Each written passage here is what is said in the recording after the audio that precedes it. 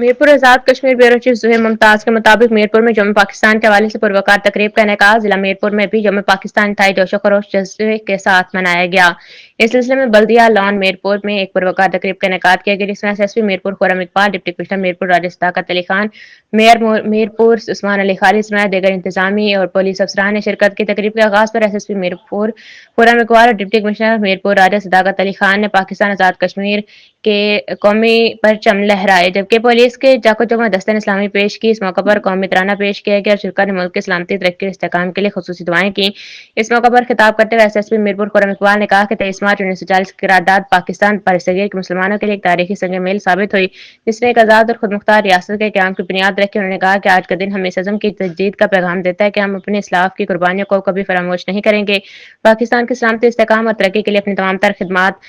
بروئے کار لاتے رہیں گے۔ انہوں نے مزید کہا کہ میرپور پولیس کے عوام کے جان و مال کے تحفظ، قانون کی بالادستی، امن و امان کے قیام کے لیے ہمہ وقت کوشاں ہے اور اس مقصد کے حصول کے لیے کسی بھی قربانی سے دریغ نہیں کیا جائے گا۔ رحیم،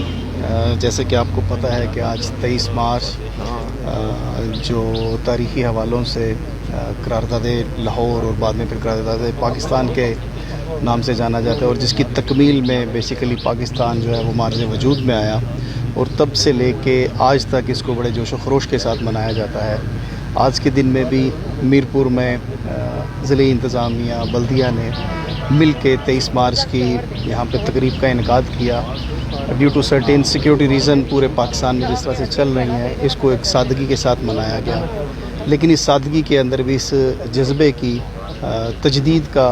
اعادہ کیا گیا کہ جس طریقے سے پاکستان ایک جد و جہد کے بعد مارز وجود میں آیا،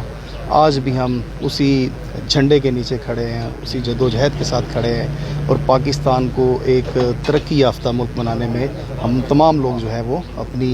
جد و جہد جاری رکھیں گے۔ بہت شکریہ۔